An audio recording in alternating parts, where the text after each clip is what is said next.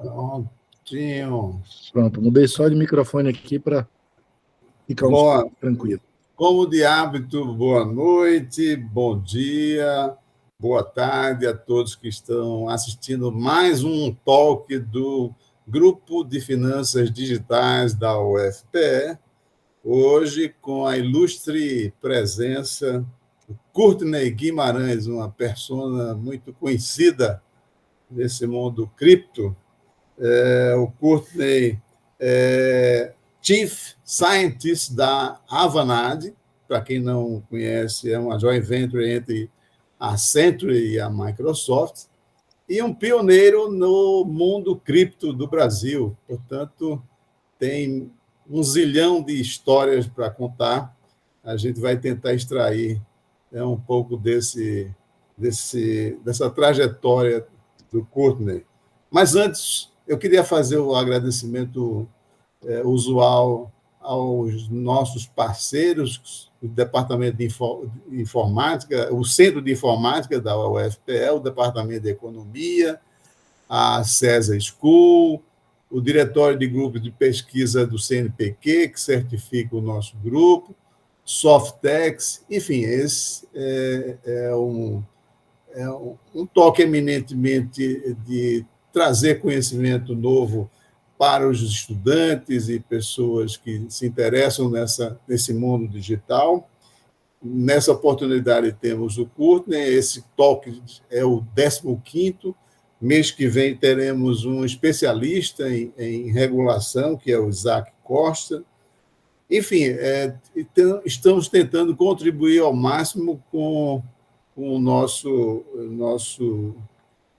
conhecimento, com o conhecimento desses especialistas. E hoje a nossa ilustre conversa é com Courtney Guimarães. Courtney, eu vou dividir a nossa conversa em 3 etapas. Ou seja, primeiro, eu queria ouvir de você, e para que as pessoas saibam, a sua trajetória, além de baiano, além de uma pessoa que está há muito tempo em São Paulo e tem um leque enorme de relacionamentos. Se você puder falar dos seus grupos de WhatsApp, seria interessante. Depois, um pouco do estado da arte, desse mundo novo, esse mundo que a gente tem atuado recentemente, esse mundo que muitos chamam de mundo cripto, tanto lá fora quanto aqui no Brasil, e perspectivas. A gente sabe que tem alguns agentes que estão promovendo o avanço desse mundo aqui no Brasil. O Banco Central é um deles, e a gente está vendo, já foi nominado o futuro presidente do Banco Central. Então, tem muita coisa para a gente discutir. Então, repetindo, sua trajetória, estado da arte e perspectivas. E o microfone é todo seu. Obrigado, mestre. Antes de mais nada, acho que a maneira mais fácil de me apresentar é: eu sou velho. Estou fazendo 40 anos de carreira, comecei em 84, e aí, como diz o Forrest Gump, eu já vi de tudo um pouquinho mais. E o segundo é que, quando você trabalha em multinacionais, e principalmente multinacionais de capital aberto e grandes, né, como é o Grupo Accenture, a gente tem uns títulos meio pomposos e como diz nosso mestre Silvio Meira, depois de uma determinada idade, você aprende a simplificar as coisas. Então, eu só sou Chief Scientist por causa do Silvio Meira, que inventou esse título, e como orientando dele, o pessoal gostou e me deu o mesmo título aqui. Então, eu sou um aprendiz de pesquisador, graças ao César aí de Recife, graças ao César França, né, que foi um grande instrutor da área de pesquisa científica, e como todo cientista, cada vez mais que a gente sabe mais, a gente sabe que a gente sabe menos, né? A gente vê o tamanho do bolo e encolhe. Eu comecei a trabalhar muito cedo, né, literalmente na época da pedra lascada, porque eu sou arrimo de família, então eu tenho família desde os 15 anos, e nos anos 80, se você trabalhava com informática, você ou era doido, ou era uma pessoa que tinha uma bela carreira pela frente, né? Eu era um pouquinho dos dois, eu era surfista naquela época, e para quem não nasceu nos anos 80, ser surfista você já era taxado como um bicho fora da curva. E aí eu aprendi, dentro dessas coisas de computação, porque eu sou um matemático, um físico, amador, a gostar de criptografia. Então, nos anos 80, eu li um livro que foi escrito em 68, que hoje é considerado uma das bíblias apaixonantes da criptografia, né? Um livro do David Kahn, que era um petado de 700 páginas, só tinha inglês. E aí, para ler o livro, eu tinha que aprender inglês. Era uma coisa bem exótica. E nem minha família, nem os meus amigos entendiam o que o diabo estava fazendo com aquele livro preto, né, falando de criptografia e tal, quando, na verdade, ele devia estar dançando lambada lá em Porto Seguro, como o resto dos baianos. Então, de lá para cá, eu trabalhei em software houses, como a gente chamava na época, e eu comecei a escrever sistemas para fazendas muito cedo. E aí eu descobri que aprender a programar computadores era uma coisa fácil, mas descobri o que eu queria fazer com o que chamava programar computadores era uma coisa muito difícil. Então, escrever código na época era muito fácil, mas entender o que eu devia fazer era um negócio que para mim era muito misterioso. Então, fazia sistema de contabilidade, controle de custo para fazenda de cacau, para fazenda de gado, né, sistema de controle de rebanho, e toda vez que eu tinha que fazer uma coisa diferente, eu perdia muito tempo entendendo o que as pessoas queriam que eu fizesse. Então, eu fui fazer faculdade, eu escolhi fazer uma faculdade não na área de tecnologia, eu fiz economia e fiz um curso de 6 bons e divertidos anos, né, entre altos e baixos. E em economia eu aprendi para que servia, né, literalmente a computação. Eu falei, então, computação é um meio, o fim é outra coisa. E aí você tem que entender o fim para poder usar o meio da melhor maneira possível. E aí sim eu comecei a desenvolver uma carreira implementando, como a gente brinca, né, sistemas. Na época era o rapazinho do computador e a piada de consertar a impressora era verdade. 40 anos depois eu estou aqui na Accenture como um diretor de estratégia de negócios digitais. Ridiculamente entrego PowerPoint na maior parte da minha vida, mas tenho os meus micros aqui, onde eu tenho as minhas brincadeiras em Haskell, em MATLAB e sistemas estatísticos, né, como eu gosto de dizer. Durante algum tempo, isso me obrigou a usar o termo que eu achava um dos mais ridículos do mundo, que era cientista de dados. Ciência se faz com dados, se não tem dado, não é ciência. É achismo e jogo de búzio, né? Mas tinha uma época que a gente se chamava de cientista de dados. Então, o que eu posso fazer? Seguia a moda lá e era cientista de dados no grupo HP. E hoje eu cuido muito de ensinar instituições financeiras e não financeiras como é que a gente faz finanças no mundo que a gente vive hoje, onde a gente não tem mais barreira de serviços e coisas assim. Por causa da paixão de criptografia, em 2015, eu descobri a história do Bitcoin, mas muito mais, e não é piada, era literalmente pela tecnologia, que um amigo meu que também é matemático, um dia me falou, cara, descobri um negócio revolucionário aqui, que usa aquele troço que você falava da NSA, de chave pública privada, SHA-256, não sei o quê, mas é para ganhar dinheiro. Ele falou, não, cara, SHA-256 é uma coisa antiga, né, que a pessoa está fazendo. E aí eu fui olhar o Bitcoin pela história do que tinha lá das chaves e tal, e aí acabei descobrindo um universo fantástico, nunca mais parei de pensar nisso. Eu levei, né, de 2015 para cá, 5 anos para entender que diabos era o Bitcoin direito. Tive a sorte de, entre uma fase profissional e outra, né, eu saí da HP em 2017 e voltei para o mercado corporativo em 2019. E nesse meio período eu passei um bom tempo viajando o mundo, indo nas conferências e descobrindo o tamanho da minha imbecilidade. Então, assim, cara, o que eu não sabia? E aí, cada lugar que eu ia descobrindo que eu não sabia absolutamente nada. Até que no final de 2017 eu fui para um evento chamado DevCon, que é da Fundação Ethereum, e aí eu descobri, bom, sou realmente um imbecil, eu não consigo conversar com as pessoas que estão aqui dentro, e é um evento, até hoje, é o único evento que eu recomendo todo mundo ir, pelo menos uma vez na vida, porque a experiência é acachapante, né? O último que eu fui aqui na Colômbia, em 2022, tinham 18 mil pessoas, né, entre Vitalics e curiosos, e todo mundo tentando entender o que era esse mundo das redes autônomas, como eu chamo a tecnologia de blockchain até hoje. E como economista, eu vi o lado financeiro da coisa. Eu falei, não, peraí, tem movimento, tem volatilidade, tem mercado e tem volume, é um ativo, ponto. E essa é a história simples do Bitcoin.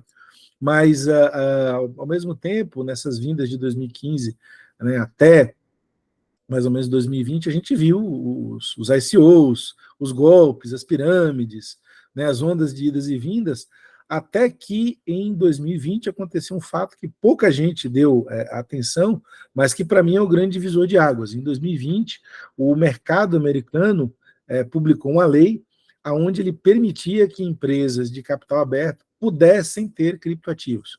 Aí vem a história do Michael Saylor, lá da MicroStrategy, e por causa desse movimento, aparentemente nada a ver com nada, se desenvolveu toda uma regulamentação para criptoativos.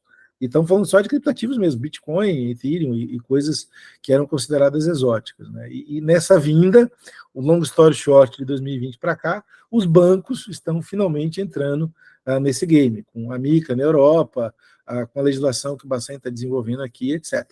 E aí se criou também a mística da tecnologia, com todas as 490 mil narrativas, e nesse momento, essa mística para os bancos, né, para o mercado formal, ela quer dizer o que o próprio BIS está chamando de finternet. O BIS entendeu que existe hoje uma necessidade de ter um sistema financeiro global. Essa ficha caiu, por um acaso, em 2019, quando teve o evento do Libra. Acho que eu nunca trabalhei tanto em uma semana com tanto diretor de banco explicando o que era o Libra e de onde vinha isso, e logo depois o movimento que a gente teve dos bancos centrais, e todo mundo basicamente proibiu o Libra. As pessoas ficaram muito assustadas em ter um mercado financeiro de 2 bilhões de pessoas, global, que pudesse operar fora do sistema financeiro, né? Seria o maior sistema de shadow banking do mundo, e isso assustou realmente o mercado. E ao mesmo tempo que assustou, falou, olha, temos uma necessidade, isso aí já não é mais brincadeira de criança, né? Tem um grande desenho se formando, e de um lado a gente começou a fazer experimentos do que a gente chama de CBDC, e o BIS segue, né, esse caminho de ter essa finternet, que para ele nada mais é do que um sistema de cross-border global, e para nós economistas, a gente sempre usa a palavra da convertibilidade transparente e absoluta de todas as moedas com todas as moedas, né? Isso ainda é um Shangri-La, mas é a visão, né, desse tipo de estrutura. E a outra grande frustração é que, para a turma cripto, eu sou velho de banco.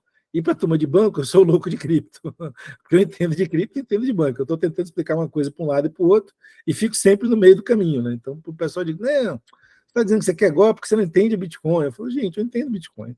Eu sei exatamente o que esse troço faz, por que faz, e conheço as pessoas que fizeram o que fizeram, né? E a vantagem que eu falo de ser velho. Então, quando tudo era mato, como diz a turma, eu estava em Nova York em 2017, quando teve o acordo de Nova York. Então, eu sei quem é o Jihan Hu, que na época era o dono da Bitmain, que era a maior mineradora de Bitcoin do mundo, e queria fazer o que queria com a história dos blocos, né? Eu sei quem são Arthur Reis, que é o dono da BitMEX, conheço o Brock Peace, que é o cara que ajudou a montar o Tether lá em 2000, minha mãe não era nascida, a história da Mt. Gox, do Tether e do Silk Road, que é o clássico problema, né, de mercados bilaterais, que a gente também conhece bem pra caramba.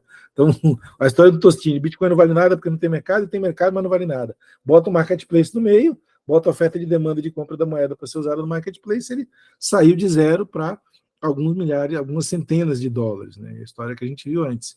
E isso tudo é frustrante porque, do ponto de vista da tecnologia, a gente ainda não tem um padrão de fato, não tem um TCP/IP, como eu costumo dizer. Você fala assim, tem o blockchain? Tem. O blockchain é uma patente de um cara chamado Horst Feistel, de 71 a 74, da IBM. Está lá, The Chain of Blocks. É um log de criptografia. Mas uma plataforma chamada blockchain, que posso dizer, é essa daqui, ó, igual o HTTP do Tim Berners-Lee. Tem? Não. Tem 490 mil plataformas, cada uma dizendo que é melhor do que a outra. Ethereum, Cardano, Solana, as Layers 2 como Polygon, a National Arrays, que acabou de nascer. Tem um monte de coisa. Agora você fala assim, qual é uma que eu posso usar e ter certeza que ela vai estar viva, funcionando e suportada daqui a 10 anos? Não tem. O Ethereum acabou de fazer 10 anos, né? E é uma fundação rica, mas é uma fundação que funciona de uma maneira completamente anárquica e divertida, né? Então você fala, cara, eu vou escolher uma plataforma para o Banco Central do Brasil, é uma decisão razoavelmente complexa, né? Mas, hoje, no estado do mercado, são as decisões que a gente está tomando. A gente vê grandes bancos aqui no Brasil, tipo S1, que não de agora, já tem 2, 3 anos, falam, opa, pode comprar Bitcoin, eu estou apostando nesse mercado aí. É o caso especificamente do Itaú.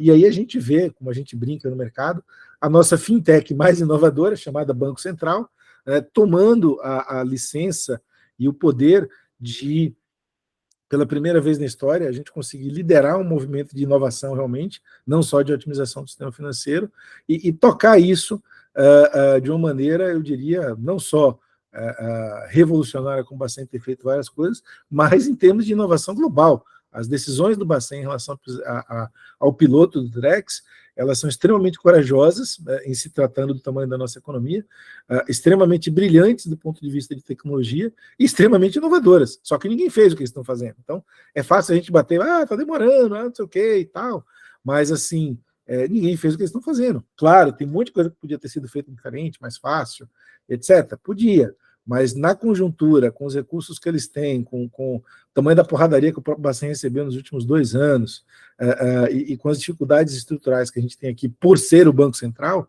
e não uma entidade inovadora, cara, eles fizeram milagres. E é nessa onda, né, pegando a segunda parte aí do que seria o estado do mercado, que a gente está surfando. A gente tem hoje um órgão regulador pró-inovação, não só em relação à cripto, mas em relação à segunda grande onda, né, que é o mercado de ativos tokenizados. A gente tem uma legislação que não é muito clara ainda, está sendo desenvolvida, mas não atrapalhou. Desde 2015, quando o Bacen tomou a primeira decisão, o primeiro posicionamento público, ele falou, olha, não vou me meter porque isso não é comigo, né, isso é uma coisa que está fora das dependências do Banco Central, e agora que disseram você tem que cuidar dos players, ele falou, eu vou cuidar dos players, do ponto de vista de operação, sistêmica, etc. Mas o ativo em si não é comigo, e também não é com a CVM, é um ativo exótico qualquer da vida, que a gente ainda não sabe como ele vai classificar. Então, para mim, isso é muito positivo, porque na época que a gente começou a ter essas discussões, novamente lá em 2015, alguns bancos centrais falaram assim, é proibido, eu não quero, não sei o que é, mas não quero. E a gente deixou o mercado se desenvolver, amadurecer e até chegar no nível que está. E a outra grande vantagem que a gente teve com isso, talvez até pelo frisson gerado pelo Drex no ano passado, é a quantidade de profissionais que, para o bem ou para o mal, debatem o assunto. Né? Então, se a gente pegar na média as discussões no Brasil, as discussões na Europa, as discussões nos Estados Unidos, a gente não deve nada aos profissionais lá de fora. Inclusive, a gente está no mesmo nível, seja de competência ou de confusão, mas a gente não deve nada a ninguém lá fora. Então, isso também nos coloca numa posição muito privilegiada. Tem brasileiros que estão trabalhando nos laboratórios do BIS lá fora, em Singapura, na Suíça, alguns funcionários do Banco Central, outros não, que estão literalmente mostrando que a gente está alguns anos à frente. Né? E se a gente olhar a nossa estrutura de mercado financeiro, para mim a gente está 10 anos à frente dos Estados Unidos e uns 15, pelo menos, à frente da Europa, em termos de eficiência operacional sistêmica, de como a gente faz as coisas aqui. Então, transpor essa eficiência sistêmica para um mundo de ativos digitais tokenizados, né, em DLT, como a gente fala, para mim vai ser muito mais fácil no Brasil do que lá fora, por tudo isso que eu estou falando. E aí vem o momento atual, que é um momento de transição. A gente está num momento de entender, ainda tem muitas dúvidas em relação à parte da tecnologia mesmo. Né? Todo dia eu tenho discussões bastante intrigantes, bastante intensas, né, com os companheiros aqui de mercado sobre o que de fato é a tecnologia, o que de fato são os conceitos que a gente está conversando. Tem muita confusão gerada no hype, né, na bolha de 2017, que todo mundo queria ficar rico criando um blockchain para chamar de seu. Então, smart contract, para mim não existe. Nem smart, nem contract, é código, com um grande problema que você não pode mudar ele depois que você bota em produção. Né? Então, tem que ter um critério muito grande para trabalhar com esse troço. Essa questão do peer-to-peer é muito bom até a primeira pessoa botar uma arma na sua cabeça e te assaltar. Então, a gente não inventou banco porque a gente gosta de banco, a gente inventou banco por uma necessidade, primeiro, de segurança. Guardar dinheiro no colchão e guardar a sua riqueza dentro de casa nunca foi uma boa ideia. Então, existe a função do depositário, do intermediário de depósito, simplesmente para trazer segurança, né? Primeiro física e depois sistêmica. E a outra coisa é essa questão das redes 100% distribuídas, não ninguém manda. Cara, não tem rede distribuída, o Bitcoin é um organismo hoje que 80% do que acontece lá dentro é mexido por 4 ou 5 grandes empresas. O Ethereum, a gente está vendo um mês atrás, um player só fazendo 100% das validações quase. Então, se a ideia do não, ninguém manda ninguém, não tem disputa de poder aqui dentro, John Nash jogou pelo chão. Então, o equilíbrio de mercado ele foi dado de uma maneira monopolista e totalitária, como tudo que tem a ver com mercados livres absolutamente perfeitos. Né? O poder econômico, no final das contas, acaba mandando. Mas a questão da tecnologia distribuída em termos de vantagens operacionais, ela é mais do que evidente. Para algumas coisas, ela é muito mais barata do que você disputar conflito de confirmação de informação. Né? Tem uma piada que a gente sempre faz aqui no Brasil há muito tempo, que é a questão da chamada de margem. Existia trading de chamada de margem. Tem operações de balcão, tem uma margem, você disputa quem está certo, quem está errado, quem sabe, não sei o que lá, tinha um trader. Até que o Bacen vem falando, nós vamos colocar a chamada de imagem dentro de uma entidade centralizada e vai resolver o conflito, né? Isso se traduz numa rede DLT com, eu vou colocar uma parte das operações numa rede, ela vai ser o mediador, o código que está lá é imutável e ninguém vai poder dizer que ninguém fez nada porque não queria, porque está ali, funciona como uma espécie de agente operacional notarial ao mesmo tempo, né? Em código e em código imutável. Então, essas descobertas todas, essa taxonomia toda, essa linguagem toda, ela está sendo descoberta e amalgamada e homogeneizada de uma maneira muito conflituosa. O banco sabe que é banco, os malucos de cripto sabem que é cripto, e um não sabe que é o outro, né? E quando você tem um falando grego, outro falando russo, a comunicação é razoavelmente atravessada, né? E é essa fase que a gente vem atravessando nos últimos 2 anos. Mas como eles estão tentando convergir, né, forçosamente, questões de eficiência que já foi visto, a eficiência de ter rede global, a eficiência de ter um padrão único, né, de ativos globais e principalmente a questão da conversibilidade, que ou vai ser feita de uma maneira pacífica, né, no sistema atual, no sistema formal, no sistema regulado, ou vai ser feita por força de mercado. Hoje a gente tem um ativo que é o Tether, que é um dólar sintético e que circula no mundo todo e que a gente viu recentemente aqui, até que teve que fazer ajuste no nosso balanço de pagamento, porque importar cripto ficou uma coisa que abalou a nossa estrutura do balanço, né? Então mandaram tirar de importação, botar em conta de capital e coisas assim. Então, quando você vê essas mudanças do tamanho que o mercado ficou, ele não pode mais ser ignorado. Ele não é um submercado de nicho de maluco, é um mercado pequeno ainda, né, comparado com o volume total de mercado, mas não é um mercado mais ignorável. E ele, sim, está alterando os desenhos e as forças de mercado. Então, hoje, importar Tether é uma operação de câmbio, não é pagar alguma coisa lá fora com Tether que você comprou no Brasil. Eu cheguei no mercado de Bitcoin, comprei Tether, mandei Tether para o cara lá fora. Eu fiz câmbio, não fiz. Essas idiosincrasias que a tecnologia permitiu e que começam a esbarrar na questão do direito, da interpretação do direito, elas vão ter que ser todas esclarecidas no médio prazo. Daqui a 2, 3 anos, a gente vai estar dando risada das incongruências que a gente vive hoje, né?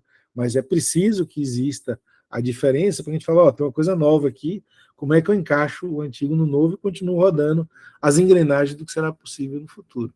E esse também tem sido um grande trabalho, né, do mercado ultimamente, que é simplificar o entendimento de todas essas partes. Então, o entendimento ele já é uma coisa difícil, o entendimento de maneira simples é uma coisa, eu diria, muito mais sofisticada e muito mais complexa de se atingir. E tem sido uma parte grande do meu trabalho no último ano, inclusive não só em conversas como essas mais leves, mas conversas com o regulador, com players de mercado, com executivos do mercado, com o pessoal que está fazendo as tomadas de risco mais agressivas, né, com o pessoal de startup, e com amigos e colegas, né, em geral. Uma coisa que me ajuda, além de ser velho, é que eu tenho outros loucos. Então, lá em 2016, quando essa história toda estava começando, o WhatsApp ele era uma coisa ainda muito muito incipiente, mas era onde a gente juntava as pessoas.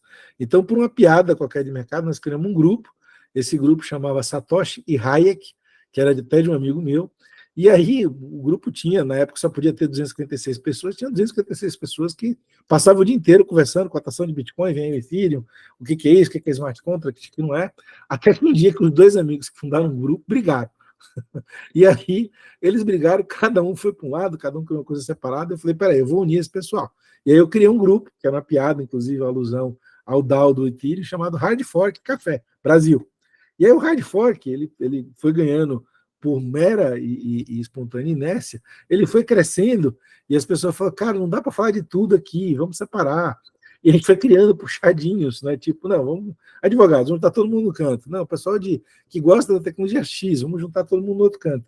E aí eu fui criando grupo, separando por assuntos, etc. E hoje esse troço tem mais ou menos uns 290 grupos diferentes sobre os assuntos tão variados quanto plataforma Cardano e R1888, que era a discussão lá na época da Receita Federal, que vai mudar de novo agora por causa de uma outra norma internacional. né?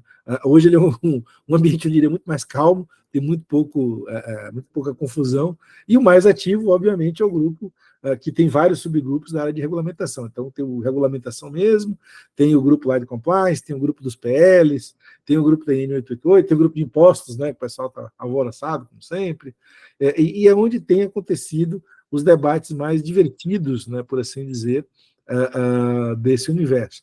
O mundo da tecnologia, ele vai aguardar uma gigantesca aplicação. Se tiver uma rede global patrocinada pelo BIS, a tecnologia que suportar essa rede global vai virar padrão, né, porque tem uma grande aplicação, ela vira um padrão, de fato, com tamanho X.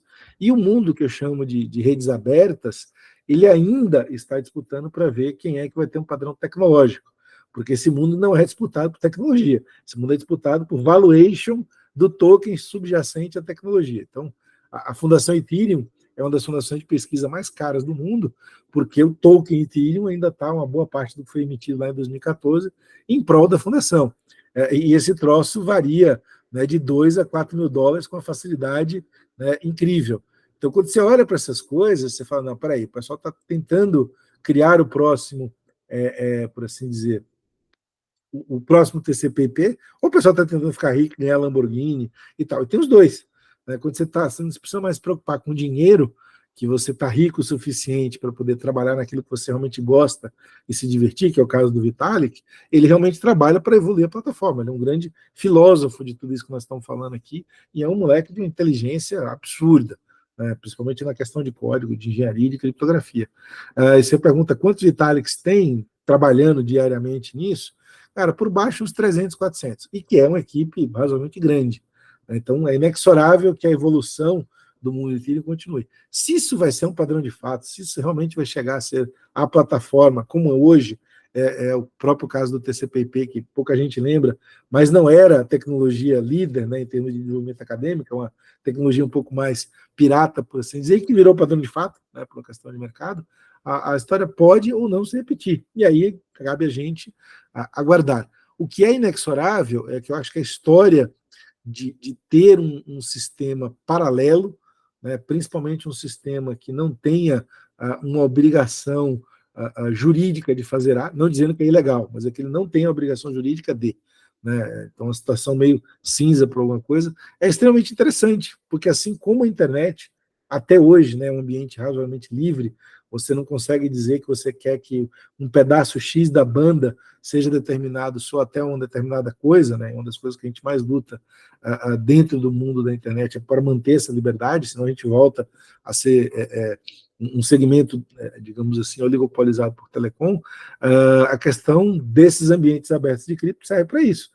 Posso ter uma rede separada, que é só botar um pontinho aqui e outro ali, e a gente consegue fazer alguma coisa. Né? A própria tecnologia dá segurança e dá robustez para que isso aconteça. Tem lá os problemas de performance, de usabilidade, mas para o que se propôs, para o nível de laboratório que se propôs, já está mais do que madura.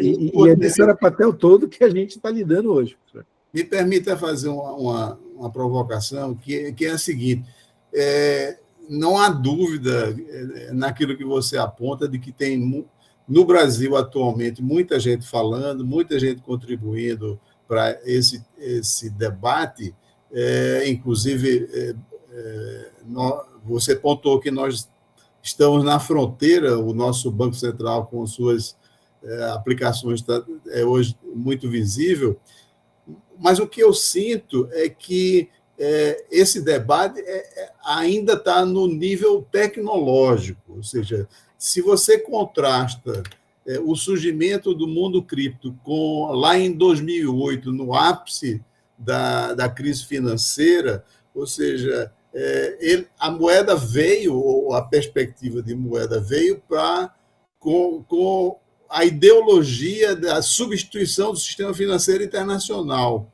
Então, como é que você vê que esse debate da mudança do padrão monetário ainda não chegou no Brasil? Porque o que eu enxergo é que há muita discussão entre os economistas, monetaristas, de uma dúvida do que é o padrão monetário do futuro, porque tem autores aí apontando que o padrão Bitcoin, como aquele libanês, me esqueci agora o nome dele, vem falando. Então, esse debate sobre o novo sistema monetário internacional, o dólar perdendo poder hegemônico como reserva internacional.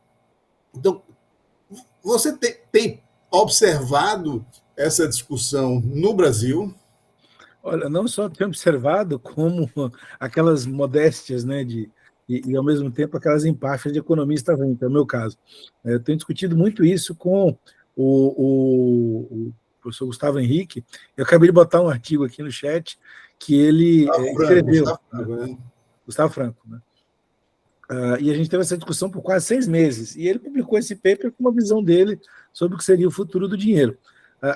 Assim, Gustavo é uma das pessoas razoavelmente inteligentes, né, que eu conheço, e, obviamente, um economista de verdade, que não é o meu caso, que só foi estudante de economia.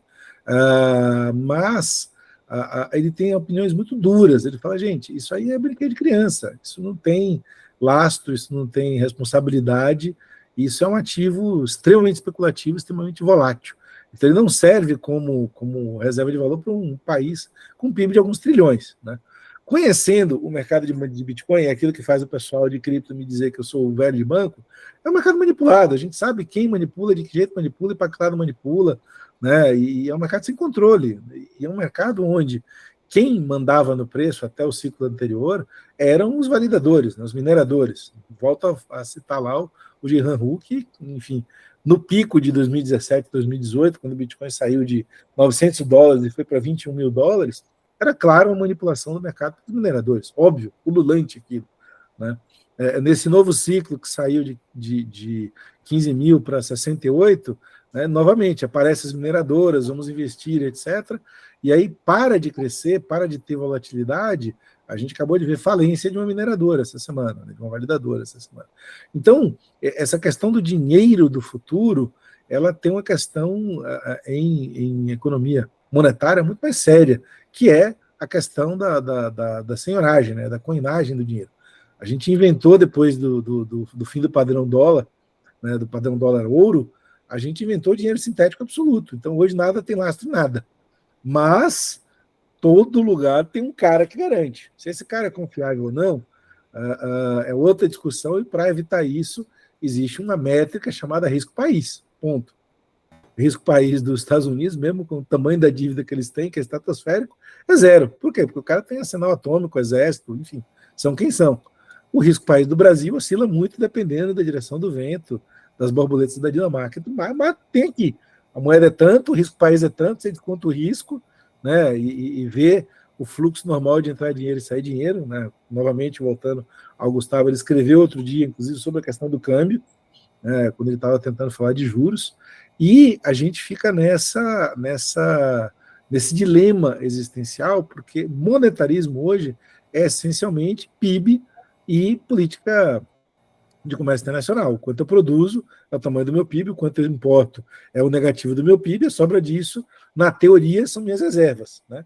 E as reservas, quase todas, em países do nosso calibre, que, novamente, pegando um artigo do Silvio Meira, né, um lugar para o Brasil, eles nos colocam como a Nigéria. Eu acho que o professor ainda está sendo bem otimista.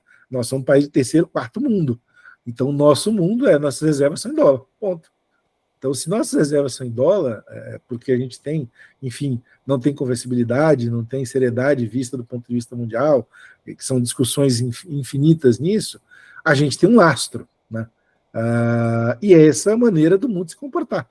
Não, eu quero tirar o lastro das moedas, porque eu entendi que agora o Bitcoin é a moeda global, é o dólar paralelo absoluto, né? O euro paralelo absoluto. Gente, o mercado de Bitcoin é traço. O mercado de FX mundial é 8 tri dia, e olhe lá.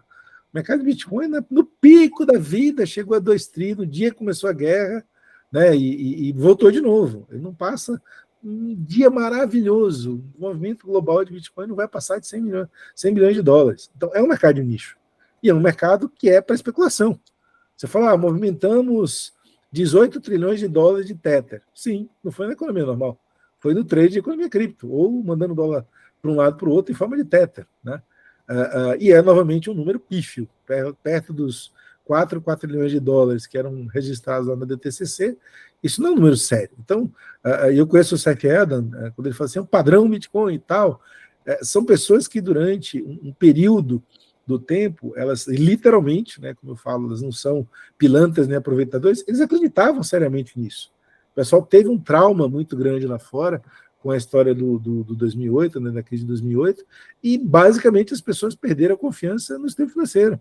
É altamente impensável para o brasileiro entender o que aconteceu lá fora, mas nós tivemos uma coisa aqui que para eles é mais impensável ainda. É você acordar num domingo e o ministro da Justiça e a ministra da Fazenda ir para a TV e falar, então, você só tem 50 patacas no banco.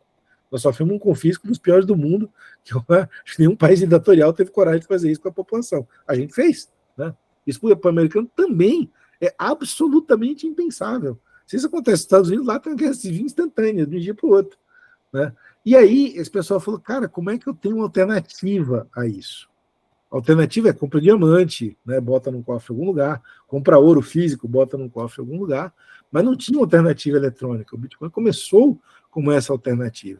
E todo mundo que está nesse discurso entre 2016 e hoje é o pessoal que pegou 2016 Bitcoin a, sei lá, 600, 500 dólares, não vou lembrar mais qual era a cotação naquela época, e hoje está 50 mil. Então, assim, 50, 60 mil, nem sei quanto está. Mas vamos chutar 60 mil dólares. 60 mil dólares. O cara pegou 900. O cara multiplicou a vida dele em 60 vezes em menos de 20 anos. Né? Então, esse cara vai acreditar que a história é diferente. Eu tenho amigos aqui que se aposentaram. O cara pegou tudo que tinha, comprou Bitcoin a 300 dólares, né, e está tradando até hoje. Vendeu 21, comprou de novo, chegou a 60 e tantos, vendeu. Então, para esse cara, ele acredita piamente que esse ativo tem um diferencial, mas isso é traço. No total da população, nós estamos falando de 8 bi de pessoas, isso não tem representatividade nenhuma ainda. Mas o mecanismo, que é um mecanismo global, em settlement de T0, e que funciona 24/7, isso sim foi revolucionário. Porque todo mundo fala, não pode ter um sistema global em liquidação T0. Está aí tendo, rodando 50 bi por dia. Então, quando você olha para essa perspectiva, isso sim já é uma coisa revolucionária. Olha, não pode ter nenhum mercado que funcione 24/7. Está rodando aí há quase 15 anos. Né? E essas coisas é o que levaram o mercado formal a se incomodar e falar, ou a gente muda, ou o que hoje vale 60 mil, que ninguém achava que fosse valer, poxa, sabe aquele maluco que falava que ia valer 1 milhão? Não é que está valendo 1 milhão? Simplesmente por lei de oferta e procura. E a gente acabou de ver isso de uma maneira mais esticada, né, recentemente, com a criação de um mecanismo simples chamado ETF. Os ETFs de Bitcoin, para quem não lembra, tiraram o Bitcoin de 15 mil dólares e levaram de volta a 70 e tantos. Né? Então, só por quê? Porque tem uma demanda institucional e um volume de compra grande. Demanda e oferta novamente de compra de um ativo faz volatilidade e faz preço subir. Então, essa somatória de fatores, elas nos levam a vários paradoxos. O primeiro deles é pequeno demais para se levar a sério, mas é grande demais para se ignorar. O segundo é estruturalmente irrelevante para ser algo sério, mas é, ao mesmo tempo, estruturalmente consistente para ser ignorado. Então, assim, poxa, mas é traço. Mas é traço há 15 anos, caramba. Se a gente não fizer nada... E aí a gente retorna à tecnologia, né? Porque a tecnologia facilita a distribuição disso. Né? E aí, assim, não só facilita, mas digamos o seguinte, eu vou simplificar duas coisas que incomodam muito. A questão da usabilidade, vou dar um jeito de fazer uma usabilidade melhor, que é um problema grave, né, até hoje, e vou dar um jeito mais ainda de todo mundo começar, todas as plataformas também, todo mundo esquece tudo, vamos pegar aqui uma maçaroca de gente, vamos começar a olhar essa plataforma, qualquer ela que seja, e vamos começar a evoluir esta plataforma aqui, assim como a gente fez 200 mil plataformas em 5 anos, de 2017 até 2022, se a gente tivesse a mesma força bruta de mentalidade humana, de engenharia, para fazer a gente tinha feito uma plataforma igual a TCP/IP, teria feito um padrão. Né? E em cima desse padrão, pela quantidade de desenvolvedores que tem hoje no mundo, a gente estaria conseguindo evoluir mais aplicações, que é a segunda coisa que falta. Então, a gente ouve muito... as mesmas coisas sendo ditas com roupagens diferentes. Então, 2017, a gente falava assim, não, vamos criar DEPs para tudo. Então, vou ter uma DEP de táxi, vou ter uma DEP que vai substituir o Uber, vou ter uma DEP que vai substituir o Airbnb, e etc. Hoje a gente fala assim, vamos tokenizar, vou ter um token para tudo. Então, eu vou pegar o serviço da Caixa e vou tokenizar o serviço da Caixa. É a mesma coisa, mudou a linguagem, mas é a mesma ideia. Vou criar aqui um contrato, um código, que esse código vai fazer essa operação, e essa operação vai pegar um token X e botar em algum lugar. Então, quando o Banco Central fala em programabilidade do real digital, eu vou fazer um jeito aqui que esse real digital eu vou deixar que ele seja usado somente para pagar um benefício de gás. Então, você só vai poder usar isso aqui para comprar gás. Vai estar travado, né, o uso desse dinheiro separado aqui só para comprar gás. Porque hoje o pessoal pega o vale alimentação, vai no posto de gasolina e compra tudo, né, de cerveja até descontar no posto de gasolina. Joga no Tigrinho. E jogar no Tigrinho também, tem mais essa. Se você trava isso na moeda, você fala, cara, então, eu travei um voucher físico. Ele está aqui físico, você só pode usar para não sei quem, e você não pode desviar esse uso de moeda. Isso já é um uso mais revolucionário do dinheiro como a gente conhece hoje. Aí vem os grandes debates. Né? Vem os libertários falando, não, mas se o governo taguear o meu dinheiro, bloquear o meu uso, ele está afetando a minha livre vontade de fazer o que eu quiser com aquilo. Então, sujeito, você está ganhando um voucher para comprar gás de cozinha. Né? O cara está te dando para você comprar gás de cozinha para você conseguir cozinhar. Isso quer dizer que você quer pegar isso e jogar no jogo do Tigrinho porque você é livre para fazer isso? Não, cara. Se alguém está te dando um voucher, alguém pagou um imposto para te dar o voucher. Você está usando o mesmo imposto para jogar jogo do Tigrinho? Não vai. Né? E é esse debate que tem a ver com a moral da liberdade da nossa civilização ocidental versus o bem comum maior, que é uma coisa muito mais pautada na civilização oriental, que nós estamos vivendo agora. Então, a programabilidade do dinheiro, que é o que a gente faz hoje no mundo DeFi original, eu criei o smart contract para ter um troço programável. Quando vem para a iniciativa pública, você fala, não, o programável do lado de cá é bom, o programável vindo do governo é dominação. É Big Brother, então eu não quero. E aí entram os conflitos de maturidade, e às vezes eu vejo até os conflitos de visão moral filosófica em relação ao tema. A tecnologia permite, mas quando é para mim é bom, quando é contra mim é ruim. Então, são 2 pesos e 2 medidas para 2 critérios. E aí entra uma outra derivada em relação à questão da programabilidade do uso do dinheiro e das regras de negócio, que são os smart contracts em si. E a primeira grande derivada é, eu vou criar uma classe nova de ativos só porque eu criei um token para ele, ou não? Né? Então, sei lá, a gente discute muito isso, criando debênture tokenizada. Ela é a mesma debênture? Na opinião de uns na opinião de outros não é. Eu, como imbecil jurídico, não tenho nada a declarar sobre o assunto, mas é algo que a gente pode pensar e debater também assim ad infinitum. Novamente, a tecnologia permite. O que é o correto, aí tem uma outra discussão que é a interpretação do direito em relação às possibilidades digitais. E a gente nem começou a arranhar direito esse tipo de discussão ainda. Né? Novamente, por sorte, tem muito mais gente preparada discutindo essas coisas, mas a discussão institucional, formal, de leis, né, e de regulamentos, está só começando no mundo todo. Courtney, olhando para questões terrenas também, dada a sua experiência, como é que você vê a agenda de inovação do futuro Banco Central? A gente está vendo aí que foi indicado o novo presidente. Como é que você está percebendo a sustentabilidade dessa agenda que foi colocada nos últimos anos?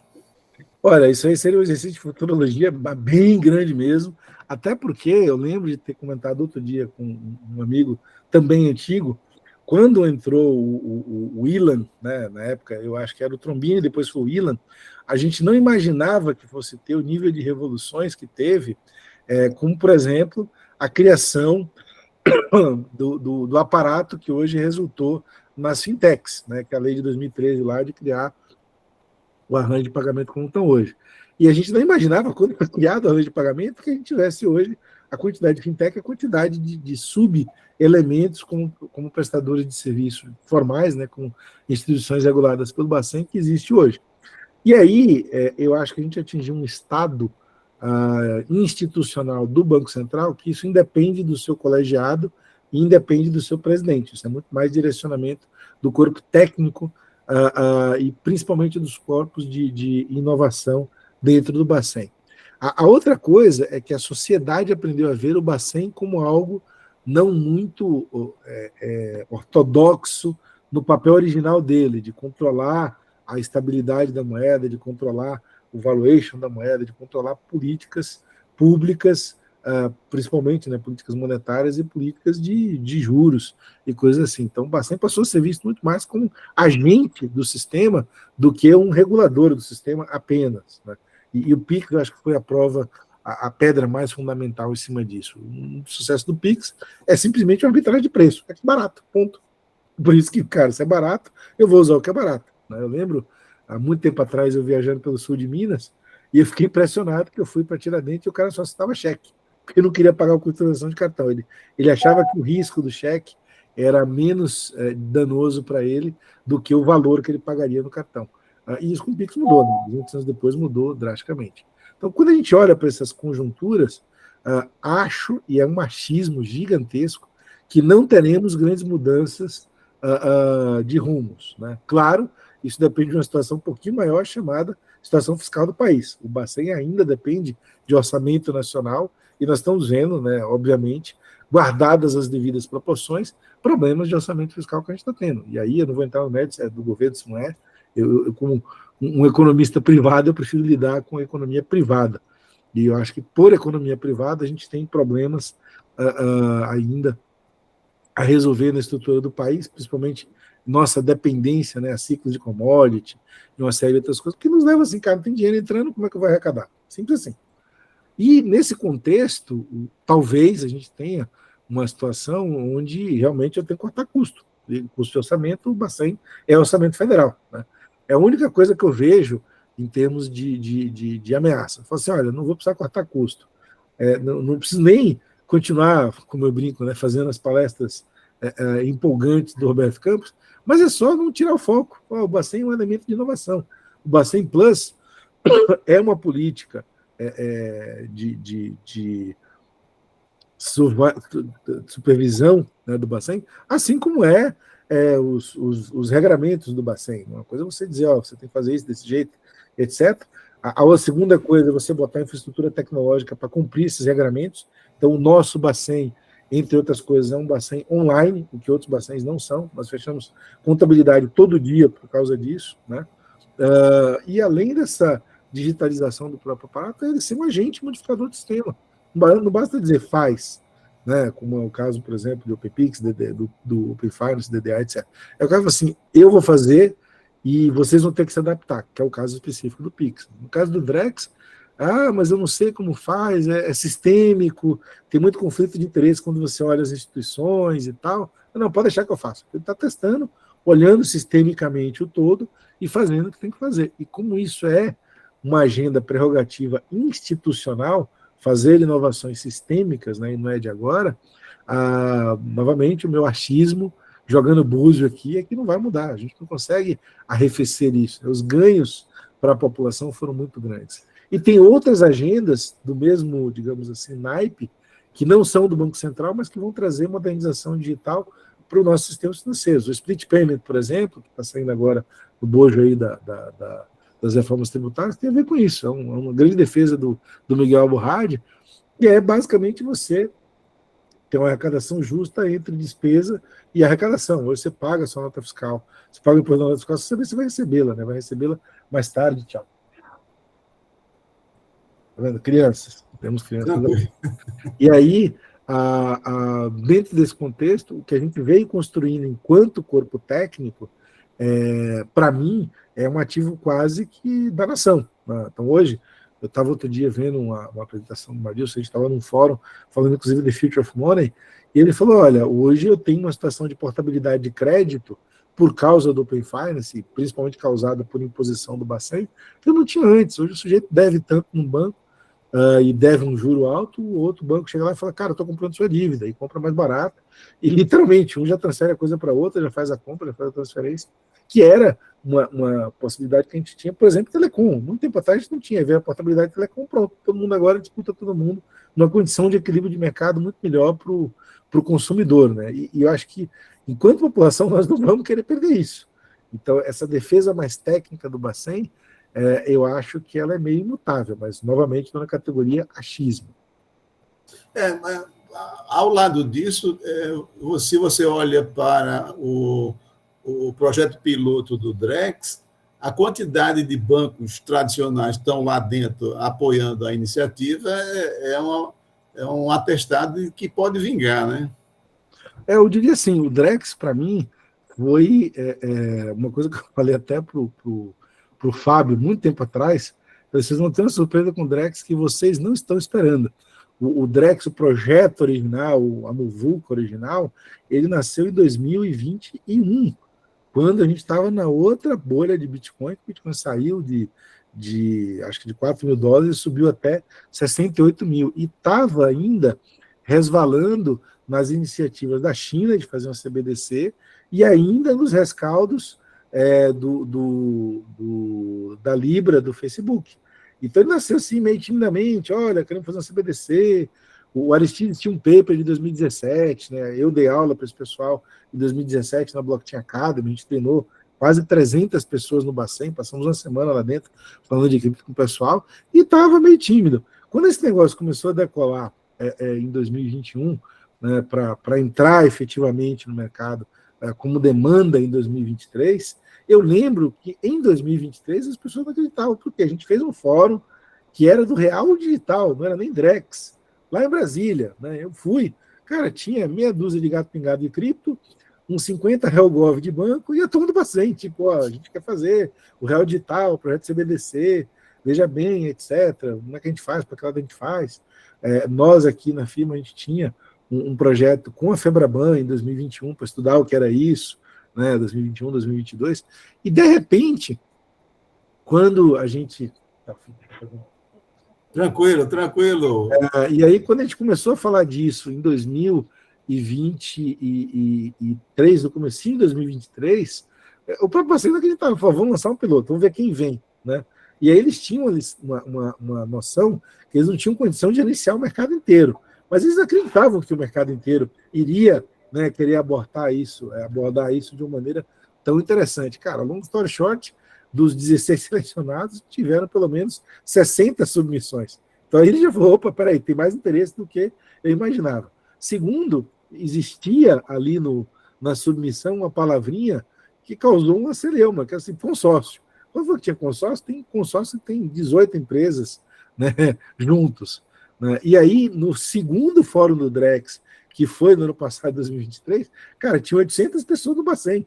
Todo mundo queria dizer que estava ali no oba-oba do fórum do Drex, porque já chamava Drex, já tinha uma visão de plataforma, e etc. E agora que a gente está entrando nas outras fases, a demanda está maior ainda, né?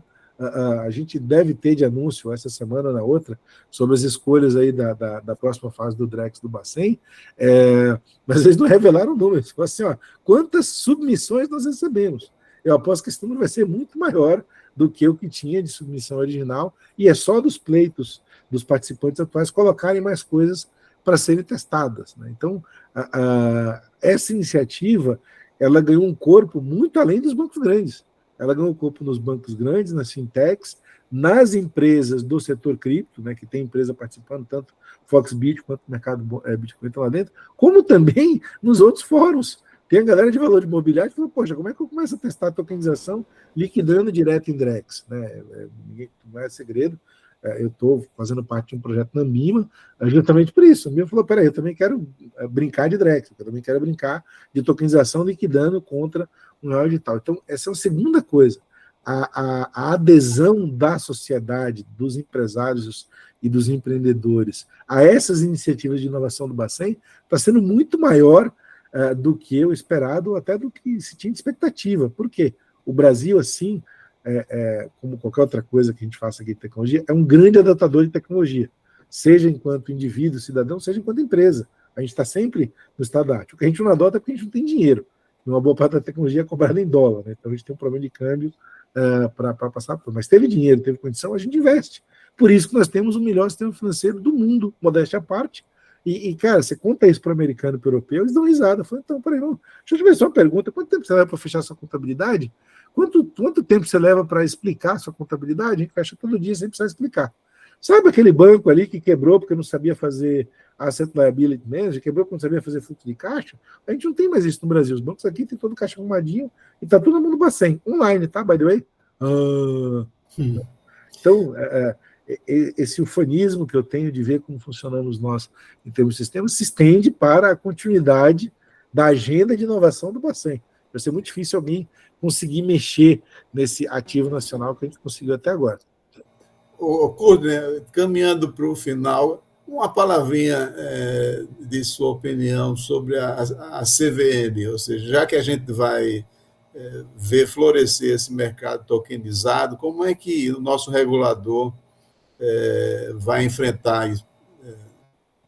Novamente, né, eu estou na posição talvez exageradamente ufanista, mas eu faço parte do Laboratório de Inovação da CVM por quase 6 anos. Hoje mesmo eu tive reunião com o pessoal do laboratório. A gente já teve 3 papers bastante interessantes que saíram desse laboratório sobre essas questões de tokenização, de estruturação e etc. E não passa um dia que você não veja um dos diretores do colegiado discutindo um assunto, seja em cadeia nacional, seja em algum evento, seja inclusive com o mercado. Então, se eu pegar os principais nomes, né, o Maeda, o Berwanger, a Nathalie, que está com inovação, o Jorge Casara, que é o nosso líder hoje lá dentro do laboratório, eles são pessoas que estão, pelo menos nos últimos 4 a 5 anos, ouvindo, falando, julgando, entendendo, debatendo, perguntando e sendo esclarecidos sobre cripto o tempo todo. Né? O que eu vejo muito é assim, e aí eu falo até por mim, eu passei por um trauma depois, antes de cripto. Em 2010, quando eu saí de banco de varejo, fui para o mercado de capitais. 2008, 2009 eu fiz essa migração. E, cara, eu era um cara que já tinha, naquela época, uma baita na carreira em banco. Né? Eu já tinha quase 15 anos de banco. E eu descobri que eu não sabia nada de mercado de capitais. Falei assim, gente, como é que é outro mundo? Peraí, preciso aprender tudo de novo. Voltei para a escola, fazer pós-graduação, fazer curso de banking, fui tirar CPA 20, né, que é a certificação de gerente de agência, para entender o que o pessoal estava falando, fui entender o que é enquadramento de fundo, enfim, fui entender mercado de capitais. A turma cripto não quer entender mercado de capitais, eles querem dizer, só porque é um token, é um ativo diferente, é novo e ninguém pode fazer nada. Não é assim que a banda toca. Né? Não é assim que a regra funciona, como diria o Arnaldo, a regra é muito clara. Se você está fazendo esse é um valor mobiliário, você tem que fazer desse jeito. E essa derivada, eu acho que é muito mais incômoda do que como a CVM vai interpretar o que a gente está fazendo. A CVM tem interpretações, eu diria, absolutamente, hoje, mais sólidas e mais claras do que ela tinha no passado, justamente porque todas as pessoas estão sendo educadas constantemente. A CVM, inclusive, tem um acordo de cooperação técnico-operacional com a Bcrypto para serem educados pela Bcrypto. Então, a Bcrypto está lá, dando, enfim, todo o apoio, todo o suporte, todo o treinamento para isso. E dentro do laboratório, a gente tem debates e discussões bastante interessantes sobre todas essas estruturas. Então, ao contrário da SEC, que ainda tem dúvidas meio esquisitas sobre algumas coisas, eu diria que a nossa CVM é uma das mais das entidades, né, relacionadas ao mercado de capitais mais esclarecidas do mundo. Tanto que quando teve uma consulta da IOSCO, a IOSCO cometeu um erro técnico ao dizer que um smart contract não era custodiante.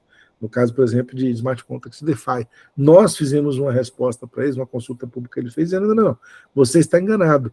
Smart contract é um custodiante, porque eu mando a minha chave para lá, os ativos para lá, e fica na mão dele. Se ele perder aquele troço lá dentro, eu perdi todos os meus ativos. Então, ele é, sim, um custodiante de ativos, né? Justamente por ter a chave. E essa discussão é tida nos corredores da CVM quase todo dia. Então, eu diria assim, com eles, eu estou extremamente mais confortável. A grande discussão, e aí tem a ver com a Btoken, tem a ver com a Bcrypto, é o que é um ativo realmente novo, que não é enquadrado no aparato atual, e a grande discussão que resta para a CVM é a discussão de estrutura de mercado internacional, em primeira instância. Então, todo criptativo é internacional. Como é que eu lido com isso? É uma grande incógnita. A segunda grande incógnita é o mercado sério, ele não é liquidação atômica, não são transações atômicas. O mercado tem nettings durante o dia, justamente porque o volume de transações é gigantesco. O mercado cripto não tem net. O mercado cripto, tirando, obviamente, Layer 2, o mercado cripto é atômico, é ponto a ponto. Bateu, levou, fechou, bateu, etc. Então, ele é literalmente uma contabilidade bem descritiva. Como que eu encaro isso dentro do mercado cripto, dentro da estrutura de um mercado de digitalização? Então, a CVM também tem essas discussões de uma maneira mais pragmática, né, inclusive nessa versão do laboratório, e é página em branco. Ninguém no mundo tem essa resposta ainda. Quem seríamos nós para tê-las? Né? Está sendo desenhado nesse momento no mundo todo. Mas, e essa é que eu falo que é a minha questão do meu ufanismo, como eu lido com pessoas, com essas pessoas já há bastante tempo, eu boto minhas duas mãos no fogo. Se você pegar, novamente, né, citando o Fábio Berwanger, o Maeda, que são o colegiado da CNM, que são os diretores mais sérios, esse pessoal está super preparado.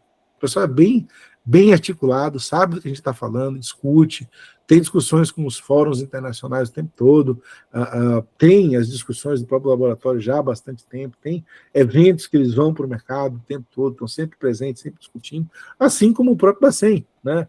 O Andamás, o pessoal do Denor, está muito a par do que a gente tem falando aqui dentro, está muito consciente do que a gente coloca. E tem uma entidade, que é a FENASBAC, que está fazendo todo um trabalho de inovação, eu diria assim, um trabalho sensacional, nunca vi isso fora do país, que é uma entidade meio lateral, né, o colegiado do Bacen, que, cara, deu a vazão a vários programas de inovação, cooperação com universidade, acho que tem 20, ou 14 ou 20 programas de cooperação, nunca lembro direito, tem o Aceleração Next, que é um programa de aceleração de startup, tem o próprio suporte que eles dão para o Bacen para fazer o Lift, então uma série de coisas intrigantes que esse pessoal está fazendo, e que também turbina essa cultura de inovação e de entender o novo do ponto de vista mecânico, para entender como é que será o novo do ponto de vista institucional. Né? Por isso que eu digo, a gente está muito bem posicionado, principalmente na questão do capital humano. E aí, como prova disso, se você pegar quanto vai custar o projeto de CBDC da Europa, são 6 bilhões de euros. Se você der 1 bilhão de euros para a turma aqui do Brasil, a gente faz o Drex, o Prex, o Trex e o Clex. Faz umas 5 plataformas diferentes pelo mesmo valor. Né? Então, e lá, além de ter, né, abundância de dinheiro, tem abundância de gente de engenharia. A gente aqui não tem dinheiro, falta profissional no mercado, e quando tem profissional, os profissionais entendem o que é o nosso sistema financeiro aqui. Então tem uma montanha um pouquinho mais alta para escalar, e a gente está escalando. Então imagina, sem recursos, sem gente, né, sem lei, sem documento, nós estamos fazendo o que a gente está fazendo, imagina como. Perfeito. O Courtney, realmente é muito bom ouvi-lo. Eu ainda perguntaria se alguém tem alguma intervenção a fazer aqui nos ouvintes. Se não, eu então retorno a agradecer o grande Courtney, a sua contribuição nesse debate dessas mudanças tecnológicas, nesse mundo novo cripto, são sempre muito bem-vindas. As ironias também nos grupos de WhatsApp. Você tem hoje um papel relevante nesse debate, nas ações que você tem imprimido lá nos agentes reguladores. Então, folgo em vê-lo sempre animado, sempre disposto a contribuir mais, e mais uma vez o grupo de Finanças Digitais da UFPE só tem a agradecer o seu tempo tomado aí da família, dos filhos, e vamos em frente. Vamos em frente, simbora, como diz o professor Silvio. E muito obrigado à turma de Pernambuco, da UFP. Eu sou estudante pernambucano, né, do César, filho, cria, puxa-saco e aluno eterno de Silvio Meira. Então, que todos nós tenhamos muita saúde e unidos aí para continuar, né, mudando o país do jeito que a gente pode. Perfeito. Uma boa noite a todos. Valeu. Obrigado, Courtney. Um abraço. Boa noite. Um abraço a todos. Valeu. Boa noite, professor. Obrigado, Courtney. Muito bom. Um abraço. Tchau. Um abraço para todos.